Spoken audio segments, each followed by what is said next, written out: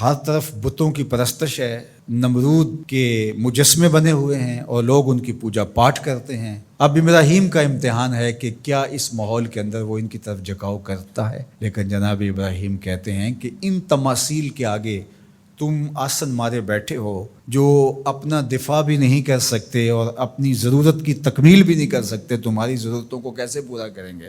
تو یہ میرے رب نہیں ہو سکتے۔ شمس و قمر کو، چاند کو، سورج کو، ستاروں کو پوجتے ہو، اچھا یہ چاند یہ ستارے رب ہے؟ تو جب ڈوب گئے تو کہا کہ جو ڈوبنے والے ہیں وہ میرے رب تو نہیں ہو سکتے، مجھے رب کی ضرورت پڑ جائے، رب ڈوبا ہوا ہو تو مجھے تو وہ چاہیے جو ہر وقت حاضر ہو، تو میں تو اس رب کی پوجا نہیں کر سکتا۔ یہ ان کے شعور کا امتحان تھا اور اس شعوری امتحان میں پورے نکلے۔ پھر اس کے بعد اگلا امتحان تھا کہ وہ اس شعور کو بیان کرنے کی طاقت بھی رکھتے ہیں کہ نہیں۔ پھر بت کدا ٹوٹتا ہے، نمرود کا دربار سجتا ہے، اور وہاں جو خطبہ حضرت ابراہیم نے دیا زمانے نے سنا، جب کلہاڑا اس بڑے بت کے کندھے پہ رکھ دیا اور باقی سارے بتوں کا تیا پانچا کر کے رکھ دیا، جب وہ میلے سے واپس آئے تو ابراہیم بڑی بے نیازی سے بولتے ان کے بڑے نے کیا ہوگا، دیکھو اسلحہ تو اسی کے کندھے پر ہے۔ تو وہ کہنے لگے ابراہیم تو جانتا ہے یہ بولتے نہیں ہیں، اور حضرت ابراہیم یہی تو لانا چاہتے تھے۔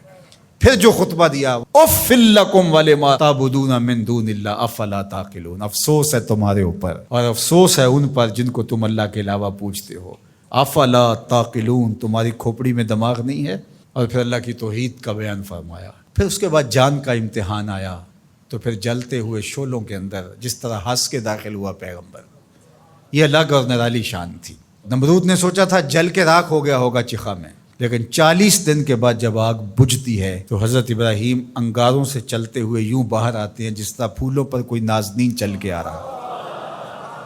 پھر 87 سال عمر ہے، اللہ تعالیٰ پھر حضرت ہاجرہ کے بطن سے حضرت اسماعیل کی صورت میں اولاد عطا کرتا ہے۔ اب اتنی بڑھاپے کی عمر میں اولاد نصیب ہو تو انسان کا جی چاہتا ہے سارے کام کاج چھوڑ کے گھر بیٹھ جاؤں اور میں اپنی اولاد کے چہرے کی بلائیں لوں، لیکن حکم ہوتا ہے اپنی زوجہ کو بھی اور اپنے نو مولود بیٹے کو بھی ایسی وادی میں چھوڑاؤ جہاں کوئی سبزہ بھی نہیں ہوگا۔ اللہ اکبر۔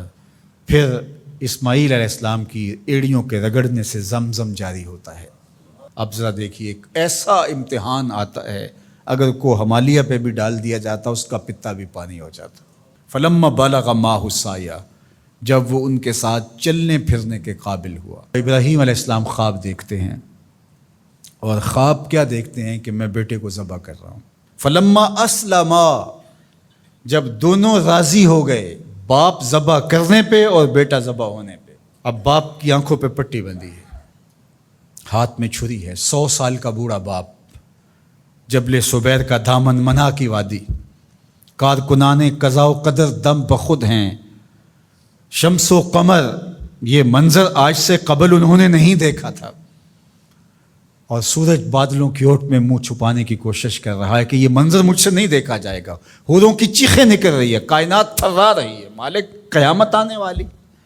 اور مالک بھی فرشتوں سے کہہ رہا تھا کہ تم کہتے تھے نا کہ سجدے ہم کریں گے، تسبیحات ہم کریں گے، انسان تو دینگا مشتیاں کرے گا، ذرا میرے بندے کی اس ادا کو بھی دیکھو، میرے حکم کی تعمیل پر میرے بندے کی اس انوکھی ادا کو بھی دیکھو۔ چھری کی نوک حلق کے اوپر رکھ کے پورا وزن ڈال دیا، گلا کٹ گیا، خون بہنے لگا۔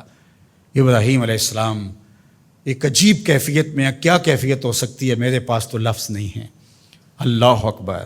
جلدی سے جو ہے وہ آنکھوں سے پٹی کھولتے ہیں تو دیکھتے ہیں کہ منظر بدلا ہوا ہے، بیٹا سمجھ کے جس کو ذبح کیا وہ تو دمبا تھا، اور اسماعیل علیہ السلام پاس کھڑے مسکرا رہے ہیں، اور پاس حضرت جبریل امین بھی کھڑے ہیں۔ یہ اس بات کا عملی ثبوت ہے یہ وہ دمبا لے کے آئے۔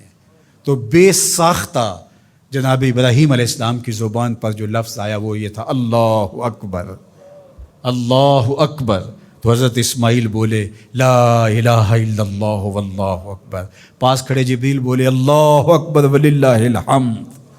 اللہ نے کہا اے ابراہیم تمہاری قربانی کی سنت کو بھی قیامت تک جاری رکھیں گے، تمہاری زبانوں سے نکلے ہوئے جملے بھی مرنے نہیں دیں گے۔ وَنَادَيْنَاهُ أَن يَا إِبْرَاهِيمُ قَدْ صَدَّقْتَ الرُّؤْيَا إِنَّا كَذَلِكَ نَجْزِي الْمُحْسِنِينَ، اس حال میں ہم نے ندا دی ابراہیم تو نے واقعی خواب پورا کر دکھایا۔ إِنَّ هَذَا لَهُوَ الْبَلَاءُ الْمُبِينُ، اللہ فرماتا ہے یہ بہت بڑا امتحان تھا، یہ چھوٹا امتحان نہیں تھا۔ اور پھر میرا رب رب ہو کے کیا کہتا ہے؟ سلام علی ابراہیم، اے ابراہیم تیرے اوپر سلامتیاں نازل ہو۔ اللہ اکبر۔ پرسوں بھی میں کسی منڈی کے قریب سے گزرا، کہتے ہیں اس علاقے کی سب سے بڑی منڈی ہے، تو ہزاروں جانور، ہجوم محبت، اور سڑکوں پر، گلیوں میں، بازاروں میں کوئی یہاں گائے لے کے جا رہا ہے، کوئی بیل، کوئی اونٹ اٹھا کے لے کے جا رہا ہے، تو بے ساختہ میری زبان سے یہی نکلتا ہے سلام علی ابراہیم، ابراہیم تیرے اوپر سلامتیاں نازل ہوں۔ اللہ اکبر۔ اور اس قربان گاہ پر، جس قربان گاہ پر حضرت اسماعیل کو لے کر کے چلے تھے، منا کی وادی میں جبل سبیر کے پاس، وہاں 25 لاکھ حجاج جانور ذبح کریں گے، تو منا کی وادی اس گونج سے منور ہوگی، آواز آ رہی ہوگی سلام علی ابراہیم، ابراہیم تیرے اوپر سلامتی۔ ابراہیم علیہ السلام نے چھوٹا کام نہیں کیا، بہت بڑا کام کیا، لیکن میرے رب نے بھی پھر جو اعزاز دیا، جو تکریم دیا، عرض کی کہ یا رسول اللہ یہ قربانیاں کیا ہیں؟ فرمایا تمہارے باپ ابراہیم کی سنت ہے، قیامت تک وہ نقشہ ہماری آنکھوں کے سامنے رہے گا، اور لوگ اپنے قیمتی متاع کو اس طرح قربان کرتے رہیں گے۔ ہمارے ایک بزرگ فرمایا کرتے تھے کہ ہر بندے کا کوئی نہ کوئی اسماعیل ہوتا ہے، جب تک وہ اپنے اسماعیل کی گردن پر چھری نہیں رکھتا رب کا قرب نصیب نہیں ہوتا۔ تو اپنی عزیز ترین متاع اللہ کی راہ میں قربان کرنے کا موقع آ جائے، وہ جان ہو، وہ اولاد ہو، وہ مال ہو، وہ منصب ہو، جب حالات تقاضا کریں اور آپ کو لگے کہ میرے مالک کا مجھ سے یہ تقاضا ہے، تو راہ خدا کے اندر قربان کرنے کا جب یہ جذبہ اس لیول تک پہنچ جائے، تو پھر آپ اس نور سے مالا مال ہوتے ہیں، اس فیض سے فیض یاب ہوتے ہیں۔ ہمارے لیے یہ واقعات اس لیے رکھے، ہم تو چھوٹے چھوٹے امتحانوں سے ڈر جاتے ہیں، ہمیں بڑے امتحان بھی دینے پڑے تو ہمارے بڑوں کی سیرت یہ ہے کہ ہم کشادہ دلی کے ساتھ، خوش دلی کے ساتھ ان امتحانوں سے گزریں، پھر ہمارے رب کی رحمتیں اور کرم نوازیاں